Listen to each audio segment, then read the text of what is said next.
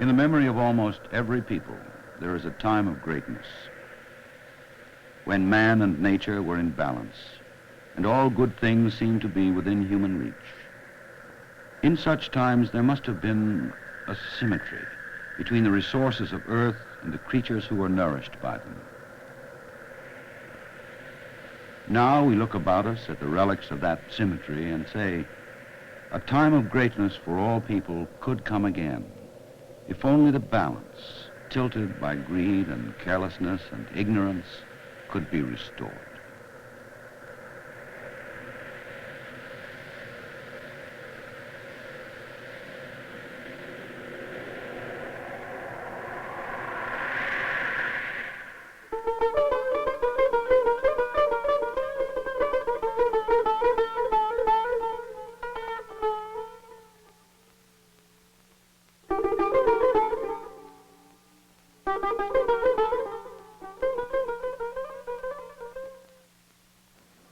Our national family planning programs accommodating the needs and traditions of individual cultures, a step towards restoration of balance, spokesmen of several countries describe their experiences and their conclusions.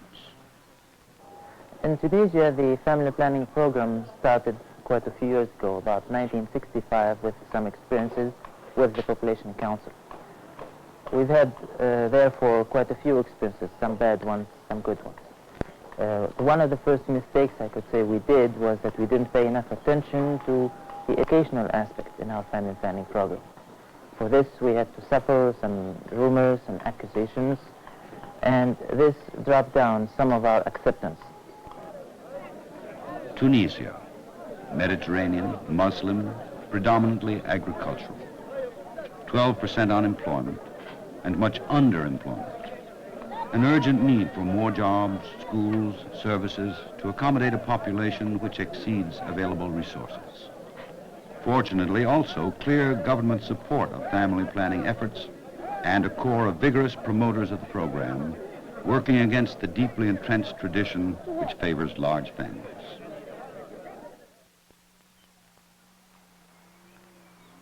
The government's program is the most advanced in North Africa, offering free services, including contraceptives, throughout the government health system. It still needs, as do national programs everywhere, more trained manpower to deliver services, especially in rural areas. Here, there is a growing emphasis on the importance of bringing the men, by tradition extremely powerful in all social strata, into active participation with, or at least acceptance of, family planning. Enlightened local political leaders, giving a new rural campaign their support, are more likely to accomplish this than any number of visiting experts from the capital.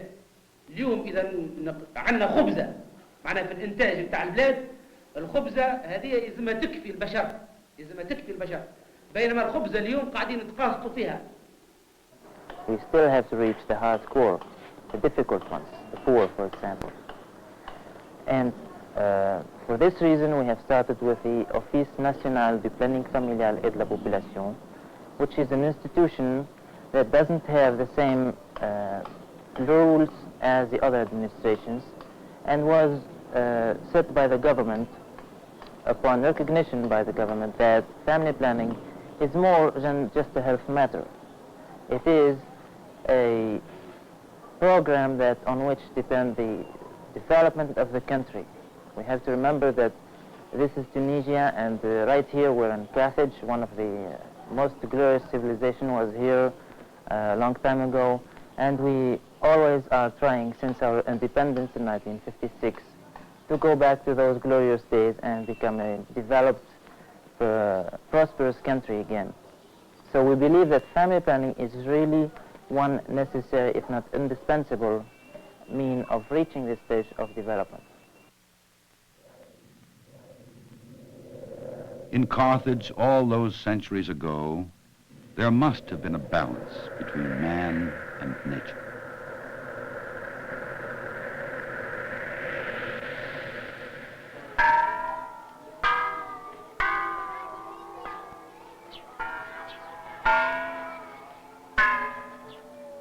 In Thailand, when the first temples were raised beside the river, the people must have found their lives symmetrical. After the World War, we have decreased our death rate rapidly, but the birth rate is still the same. So the growth rate of our people was quite high. 10 years ago, the growth rate was 3.4. That is the first sign of rapid growth. Historically free of foreign domination, prosperous in the midst of poverty, peaceful among warring neighbors, Thailand is socially, culturally, and religiously Buddhist. Hence, it tended at first to accept accelerating population growth as perhaps inevitable and not necessarily bad.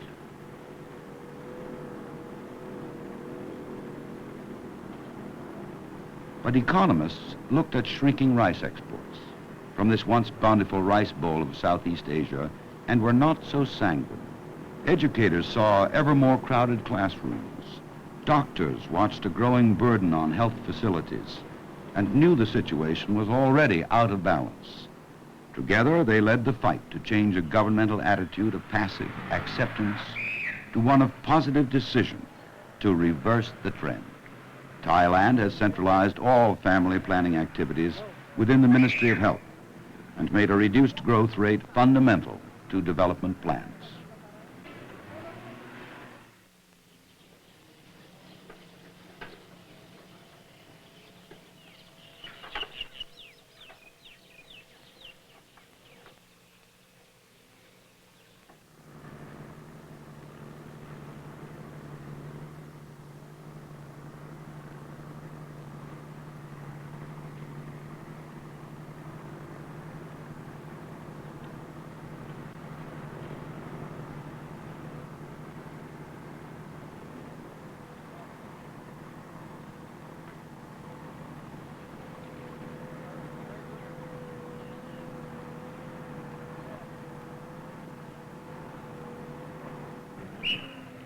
The Philippines, ambitious, vigorous, strongly Roman Catholic, still marked by the disparate manners and mores of its one-time colonists, Spain and the United States.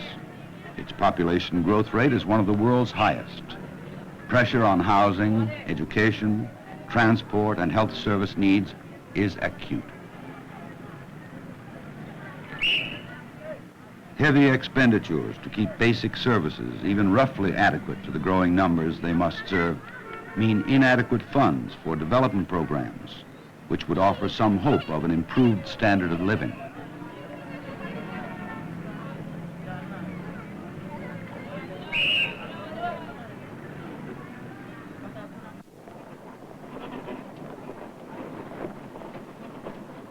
All the Green Revolution accomplishments of which the nation is so proud have not protected it from periodic food shortages.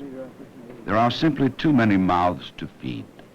Despite the obvious need for population limitation, the government must still contend with the conservatism of an agricultural economy allied to the idea of extra children as extra farmhands.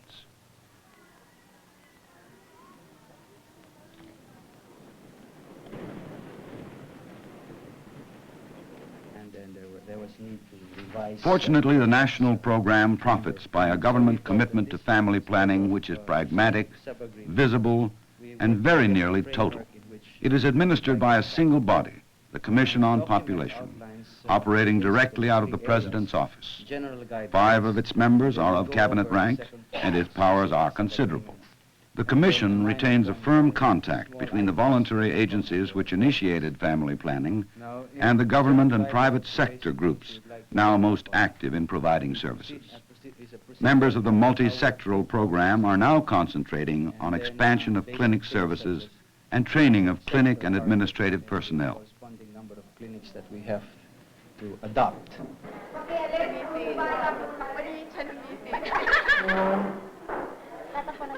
The urban postpartum program is a Philippine success story, most dramatic in areas where poor women from the slums are the maternity hospital's clients. Women who have just added another to a brood which already they cannot feed or clothe decently are highly susceptible to acceptance of a contraceptive method, and their record of continuation is excellent.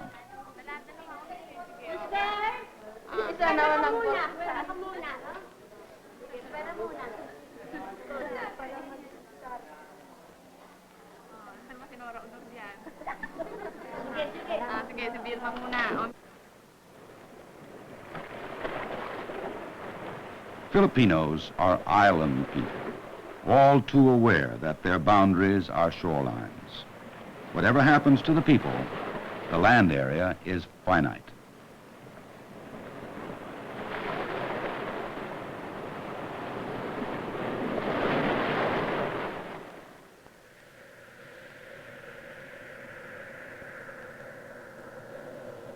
How different the deserts of Iran.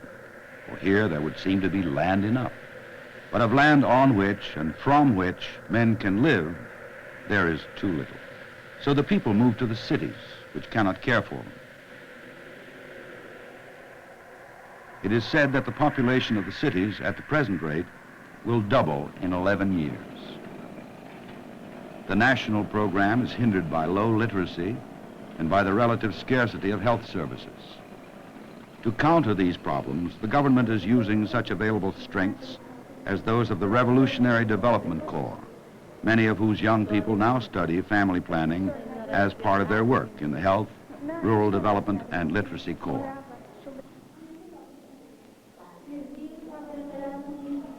The Literacy Corps may have a unique opportunity for a contribution, for Iran's Ministry of Education is developing population and family planning information suitable for inclusion even in elementary school textbooks.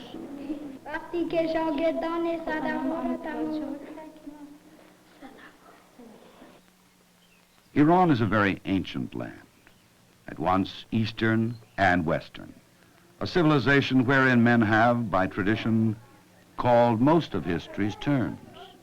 As literacy increases and more rural women receive family planning aid, the results will be interesting to watch.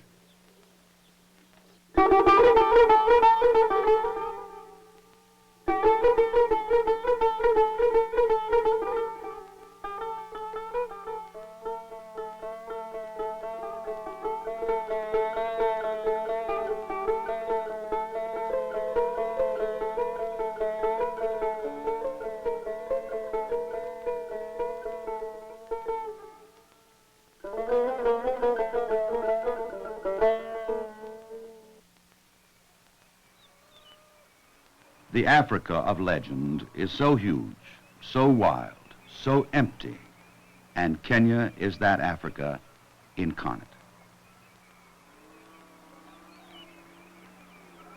But Kenya is something other than that.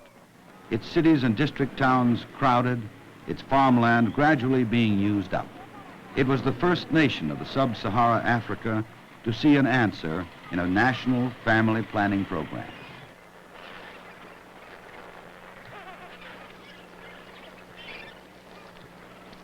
Kenyans are conservationists, determined that such lovely sites shall not disappear, fully aware that need for more and still more land for cultivation endangers them. But the young men of Kenya are thinking more subjectively of their families, of their desire for educated children. Listen to one of them who guides tourists on safaris. In the life of a man of present days, you can't afford to have 10 children and at the same time have them a good life. If you have a small piece of land, then start sharing it to your sons. If you have 10 sons, it's quite impossible for you to share for them. But if you got only 2, I think the best thing is to have only 2, and then you can share it enough, and for the sons, then they don't have to suffer much after all. I guess that is a good thing, and I appreciate the family planning, which I guess is something very good to a man of present days. These people are waiting to pay school fees so that they can take entrance examinations. If they do not pass, their schooling is over. They cannot repeat a year. For next year, there will be no room for even a single extra student. The district chiefs who are trying to build new Africa in a single generation say, if the children are not educated, they will slip back and back. The effective of family planning, actually, I feel that it must be done into sublocation level. If the government can plan in such a way that they go right away into the villages to go and speak to the young men and women who are producing, they'll have to realize, rather than speaking to the old men and women who have now finished up giving birth, it will be rather quite effective if this is actually done. And if there can be a better way of organization of the government, it will be more of value to the people, especially in North Maragoli, where we have density of population. This should be well explained, actually, to the people, especially the youth. And this, if it can be established in the school, actually from upper primary level up to the secondary, if the education for family planning can be started into such, it will be far better. In other words, towards the end, when there is maturity into the scholars, they know exactly what to do. Thank you. There is concern among Kenyans at all levels, for there is a sense of urgency, a nation which has far to go, and a strong feeling that unchecked population growth can rob it of hard-won gains. The Ministry of Health's Director of Medical Services looks, of course, at the burden which the health services must bear as population grows.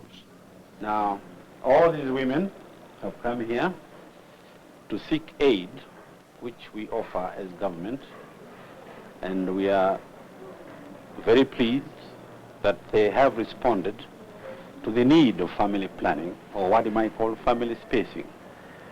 We don't determine how many children they have. We just ask them to allow themselves sufficient spacing so that the mother and the child in the process do not suffer. Formerly, it was considered taboo in most of Africa to have a mother cohabiting with a man when the child was suckling. And the suckling period in those days used to go for 1 year, more than 1 year. And because of that, there was what we might call family spacing, which is what we are now trying to encourage people to realize that it is a necessity, not only to the mother, but to the children and the whole family.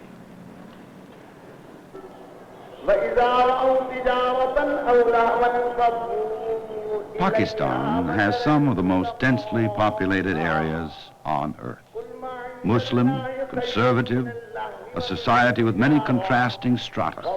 Family planning here has been hindered by a range of internal and external conflicts.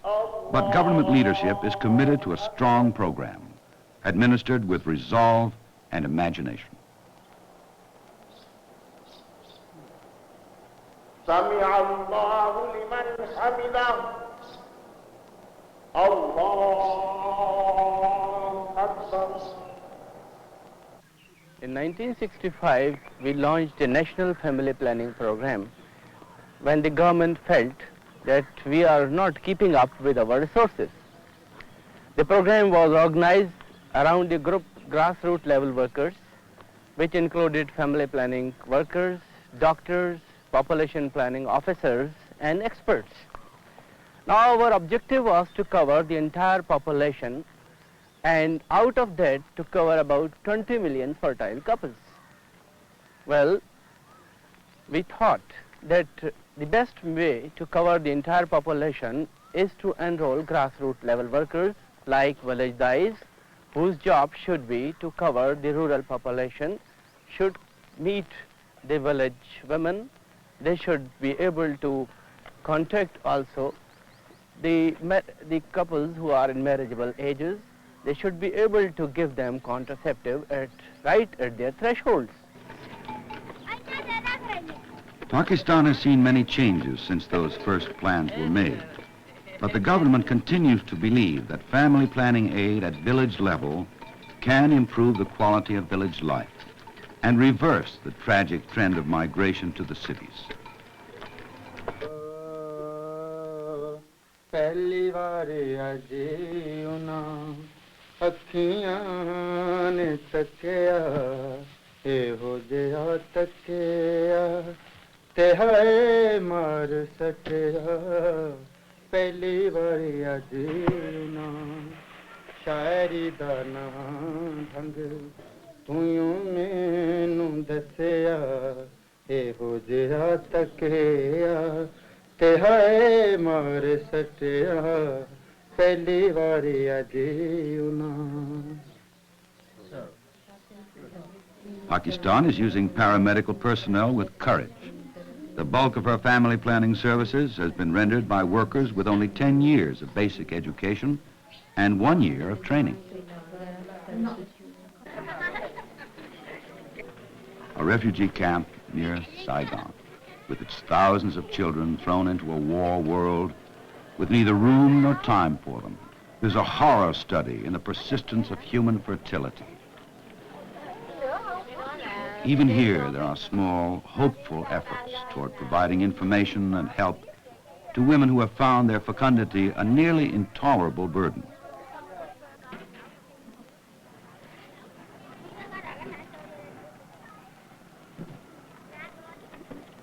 This is family planning on an ad hoc basis. Contraceptive pills or IUDs provided to women who want them, until such time as Vietnam can establish a strong national program.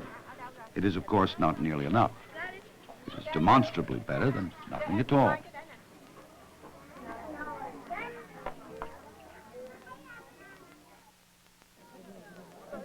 A national family planning program has a high potential for effecting social change, even in remote rural areas.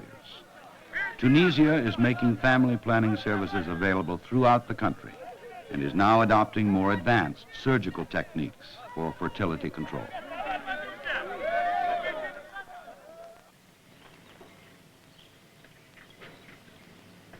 Thailand was able to double the acceptance of oral contraceptives in a few months when they became available through auxiliary midwives rather than solely through physicians. Such extensions of manpower resources give new strength and scope to national efforts.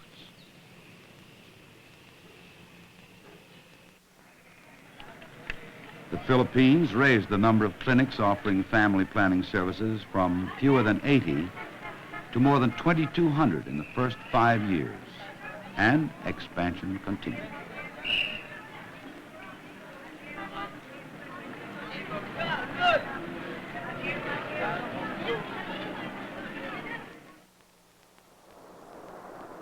Iran will make family planning services available to the vast majority of its people by adding these services to the extensive health network already developed within the National Service Program.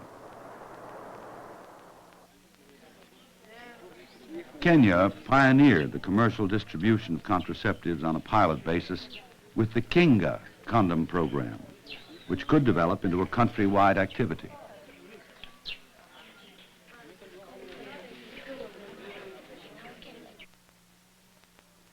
Pakistan, against huge obstacles raised by strife within and beyond its borders, has trebled its budget outlay. Recently, it has decided to distribute oral contraceptives without requiring either medical examination or prescription, a move which gives hope of producing a dramatic rise in acceptor rates.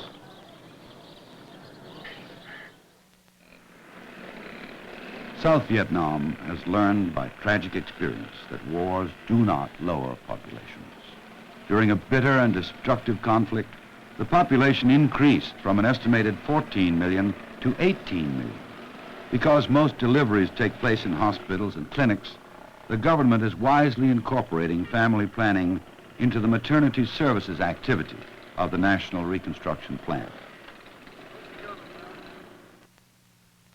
In a museum courtyard in Indonesia's capital, there are relics of that troubled nation's quieter, grander days.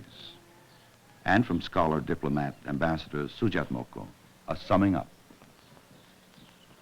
When everything has been said and done, there is one thing we should never lose sight of, and that is that we are dealing in this family planning program, that we are dealing with people, with human beings, people with aspirations, with fears, with concerns, and with perceptions of their own interests, perceptions of themselves, and perceptions of the future. It is only the notion, the sense of a better future. It is the sense of expectation that also shapes the behavior of man at that time and at that point in time. And so it is within these two, within this dichotomy of the past, with its power to shape the present, but also the future expectations that open new doors to different ways of behavior and so forth, that we should look for the essence of the family planning program and family planning effort. When men talk of a better future, they are thinking of their own best past. If they continue to multiply and plunder like vandal children the resources of the present and the hopes of the future, they will never know that past, that perfect balance again. All that they now can do to bring the numbers of their people into line with the resources of their lands will bring the restoration of the balance a little closer.